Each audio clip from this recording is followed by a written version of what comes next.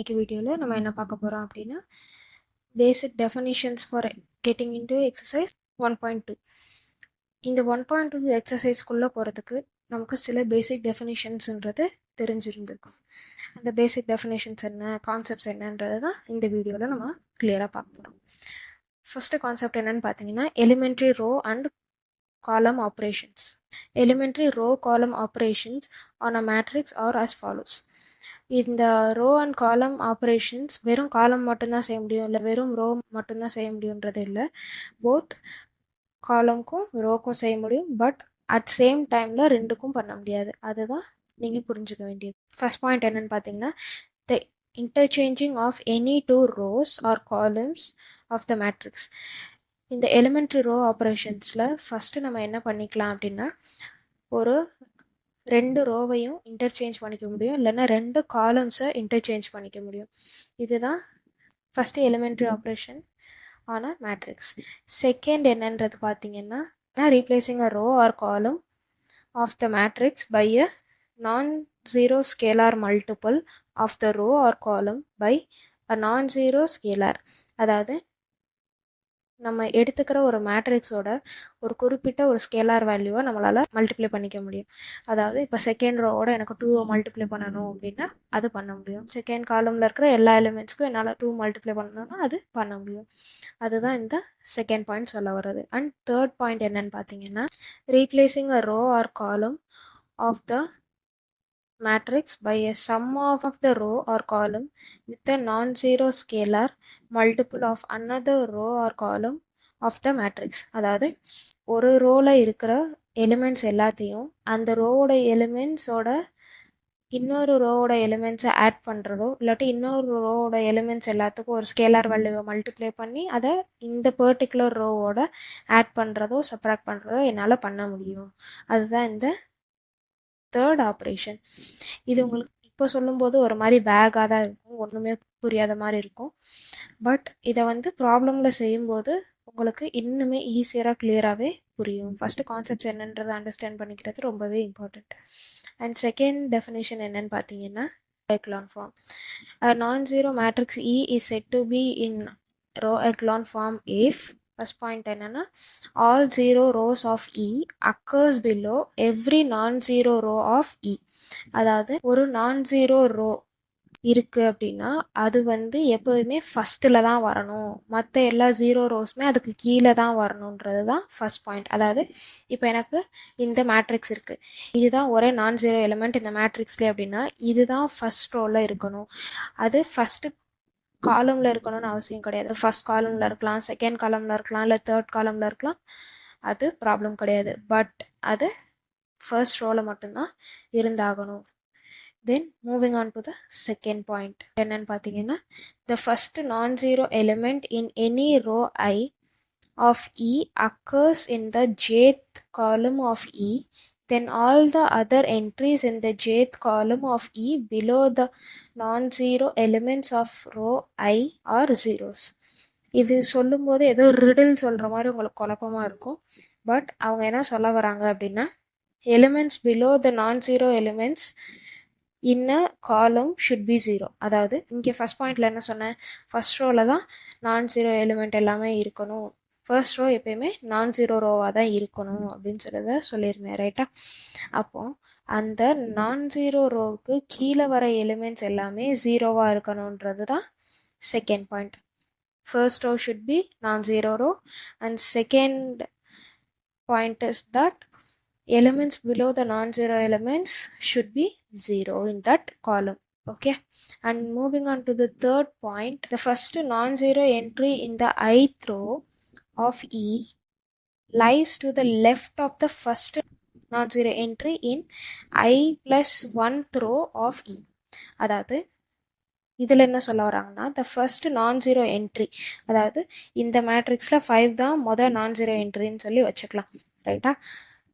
அப்போது அதை விட ஹையர் ஆர்டரில் இருக்கிற ஒரு நான்-ஜீரோ என்ட்ரி, ஹையர் ஆர்டர் இந்த சென்ஸ் எப்படின்னா இது ஃபர்ஸ்ட் ரோ, அப்போ செகண்ட் ரோன்றது அதை விட ஹையர் ஆர்டர், தென் தேர்ட் ரோன்றது இது ரெண்டை விட ஹையர் ஆர்டர், ரைட்டா? இந்த மாதிரி தான். ஸோ இப்போது இந்த ஃபர்ஸ்ட் ரோவோட ஹையர் ஆர்டர் ரோன்றது என்னன்னு பார்த்தீங்கன்னா செகண்ட் ரோ. அப்போது ஃபர்ஸ்ட் ரோவில் ஃபஸ்ட்டு எலிமெண்ட்டாக நான் ஜீரோ எலிமெண்ட் இருந்துச்சுன்னா அப்போது செகண்ட் ரோவில் நான் ஜீரோ எலிமெண்ட் இந்த ஃபர்ஸ்ட் ரோவில் இருக்க நான் ஜீரோ எலிமெண்ட்டுக்கு கீழே வரக்கூடாது, அதுக்கு ரைட்டில் தான் வரணுன்றது தான் இந்த தேர்ட் பாயிண்ட். அதாவது நம்ம ஆல்ரெடி செகண்ட் பாயிண்ட் என்ன சொல்லியிருக்கோம், நான் ஜீரோ எலிமெண்ட்டுக்கு கீழே இருக்கிற எல்லாமே ஜீரோவாக இருக்கணும்னு சொல்லியிருக்கோம். இப்போ நான் இந்த 4 இங்கே எழுதுறேன் அப்படின்னா அது வந்து செகண்ட் பாயிண்டோட கான்ட்ராடிக்ஷன், ரைட்டா? ஸோ இதுலேருந்து நம்ம என்ன புரிஞ்சுக்கணும்னா, ஃபர்ஸ்ட் ரோவில் ஒரு நான் ஜீரோ எலிமெண்ட் இருக்குன்னா அதுக்கு கீழே நம்ம எலிமெண்ட்ஸ் கொடுக்கக்கூடாது. செகண்ட் ரோவில் இருக்கிற நான் ஜீரோ எலிமெண்ட் எங்கே வரணும்னா ஃபர்ஸ்ட் ரோவுக்கு ரைட்டில் தான் வரணுமே தவிர அதுக்கு ஸ்ட்ரைட்டாக வரக்கூடாதுன்றது தான் தேர்ட் பாயிண்ட். இதை தான் வந்து ரோ எக்லான் ஃபார்ம்னு சொல்லுவோம். Moving on to the next definition. Elementary matrix. An elementary matrix is defined as a matrix which is obtained from an identity matrix by applying only one elementary transformation. Elementary transformation வேற ஒன்றும் இல்லை, elementary row operation, elementary column operation செய்வோம் தெரியுமா, அதுதான். ஒரு identity மேட்ரிக்ஸை நம்ம வெறும் ஒரே ஒரு எலிமெண்ட்ரி டிரான்ஸ்ஃபர்மேஷன் மட்டும் அப்ளை பண்ணி சேஞ்ச் பண்ணுறோன்னா அப்போ நமக்கு கிடைக்கிற மேட்ரிக்ஸை தான் நம்ம என்னன்னு சொல்லுவோம்னா எலிமெண்ட்ரி மேட்ரிக்ஸ்னு சொல்லுவோம். அதுக்கு ஒரு எக்ஸாம்பிளும் கொடுத்துருக்கேன், அதை பார்க்கலாம். எக்ஸாம்பிளுக்கு 1 0 0 0 1 லேம்டா 0 0 1ன்றது ஒரு எலிமெண்ட்ரி மேட்ரிக்ஸ்னு சொல்கிறோம். எப்போன்னா நான் என்ன பண்ணியிருக்கேன், identity matrix which is of order 3ல் ஒரு ஐடென்டிட்டி மேட்ரிக்ஸ் எடுத்துக்கிறேன். அது கூட என்ன ஆப்ரேஷன் கொடுக்குறேன் அப்படின்னா R2, அதாவது இந்த ரோ 2ல் எப்படின்னா இந்த ரோ கூட ஆல்ரெடி லேம்டாவை மல்டிப்ளை பண்ணி அதை இது கூட ஆட் பண்ணுறேன். இன்னும் கிளியராக சொல்கிறேன், தேர்ட் ரோவில் ஃபஸ்ட்டு லேம்டாவை மல்டிப்ளை பண்ணிவிட்டு தென் அதை இது கூட ஆட் பண்ணுறேன். அதுக்காக இங்கே இருக்கிறத சேஞ்ச் பண்ணணும்னு அவசியம் கிடையாது. அப்படி ஆட் பண்ணும்போது எனக்கு இங்கே லேம்டா வருது. இந்த மாதிரி சேஞ்ச் ஆகிறத தான் நம்ம வந்து என்னன்னு சொல்லுவோம்னா எலிமெண்ட்ரி மேட்ரிக்ஸ்னு சொல்லுவோம். ஓகே, நெக்ஸ்ட் ஒரு நோட் இருக்குது. அந்த நோட் என்னென்னா, 2 matrix A and B of same order are said to be equivalent to one another if one can be obtained from the other by applications of elementary transformations. Symbolically we write A. இந்த சிம்பிளை நம்ம என்னன்னு சொல்லுவோம்னா டில்டுன்னு சொல்லுவோம். Just ஒரு அலை மாதிரி இருக்கும், வேவ் மாதிரி இருக்கும். இதை நம்ம டில்டுன்னு சொல்லுவோம். A tilde B to mean that matrix A is equivalent to matrix B. Okay, இதில் என்ன சொல்ல வராங்கன்னா ஏபின்னு சொல்லி சேம் ஆர்டரில் இருக்கிற 2 மேட்ரிக்ஸ் எடுத்துக்கிறோம் அப்படின்னா அதை வந்து ஈக்குவலண்ட்டுன்னு சொல்லுவோம். எப்போன்னு சொல்லி பார்த்தோன்னா அந்த ஏன்ற மேட்ரிக்ஸில் ஒரு குறிப்பிட்ட level of elementary transformation, number of elementary டிரான்ஸ்ஃபர்மேஷன்ஸை நான் அப்ளை பண்ணி அது வேற ஒரு மேட்ரிக்ஸாக டிரான்ஸ்ஃபார்ம் ஆகி இருக்கும்போது அப்டைன் ஆகிருக்க இந்த மேட்ரிக்ஸை நம்ம பிஃபோராக எடுத்துக்கிட்ட மேட்ரிக்ஸுக்கு ஈக்குவலண்ட்டுன்னு சொல்லுவோம். அதை எப்படி சிம்பாலிக்கலாக ரெப்ரசன்ட் பண்ணுவோம்னா A is equivalent to B, இந்த டில்டு சிம்பிளை வச்சு ரெப்ரசன்ட் பண்ணுவோம். இது என்ன டெஃபினேஷன் பார்த்தீங்கன்னா, rank of a matrix in minor method.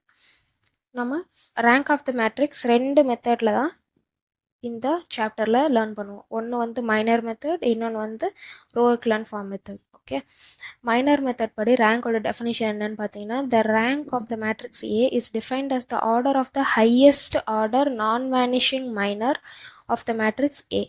Okay, non vanishing minor அப்படின்றதோட அர்த்தம் என்ன அப்படின்னா, ஒரு மைனர் எடுத்துக்கிறேன், நமக்கு ஆல்ரெடி மைனர்னால் என்னன்றது தெரியும். ஒரு மைனர் எடுத்துக்கிறேன் அப்படின்னா அதை சால்வ் பண்ணும்போது எனக்கு 0 கிடைக்கக்கூடாது. 0 கிடைச்சிச்சுன்னா அது வேனிஷிங் மைனர். 0 கிடைக்கல, நாட் ஈக்குவல் டு 0வாக இருக்குன்னா அதுதான் நான் வேனிஷிங் மைனர். ஓகே, அந்த மாதிரி எனக்கு ஒரு நான் வேனிஷிங் மைனர் கிடைக்கிது அப்படின்னா இருக்கிறதுல எந்த ஹையஸ்ட் ஆர்டர் மைனர் நான் வேனிஷிங்காக இருக்கோ அதை தான் வந்து நம்ம என்னன்னு சொல்லுவோம், ரேங்க் ஆஃப் தட் மேட்ரிக்ஸ்னு சொல்லுவோம். Order of that non vanishing மைனரை தான் நம்ம என்னன்னு சொல்லுவோம், ரேங்க் ஆஃப் த மேட்ரிக்ஸ்னு சொல்லுவோம். Rank of a matrix in minor மெத்தடுக்கும் சில நோட் இருக்குது, அதையும் பார்க்கலாம். சிம்பிளாக நம்மளால சொல்ல முடியும், இந்த ரேங்க் ஆஃப் 0 மேட்ரிக்ஸ் இஸ் 0. அதே மாதிரி rank of identity matrix of order என்னுக்குமே ரேங்க் என்ன தான்.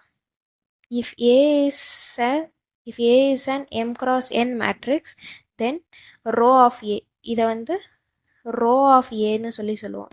Okay, row of A. Row of A is nothing but rank of A is less than or equal to the minimum of M or N. இப்போ M வந்து நான் 3ன்னு சொல்கிறேன், N வந்து 4ன்னு சொல்கிறேன்னு வச்சுக்கலாம். இது ரெண்டில் எது மினிமம்னு பார்த்தா 3 தான் minimum. So the rank will be less than or equal to 3ன்றது தான் இதோட எக்ஸாம்பிள்.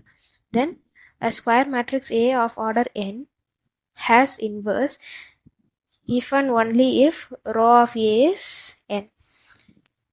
ஒரு square matrix of order n இருக்கு அப்படின்னா அதோட ரேங்க் ஆஃப் த மேட்ரிக்ஸ் என்னவா இருக்கும்னா என்ன இருக்கும். அதே மாதிரி ஒரு மேட்ரிக்ஸுக்கு ரேங்க் என்ன இருந்துச்சுன்னா அதுக்கு இன்வர்ஸும் ஃபைன் பண்ண முடியுன்றது தான் இந்த பாயிண்ட் சொல்கிறது.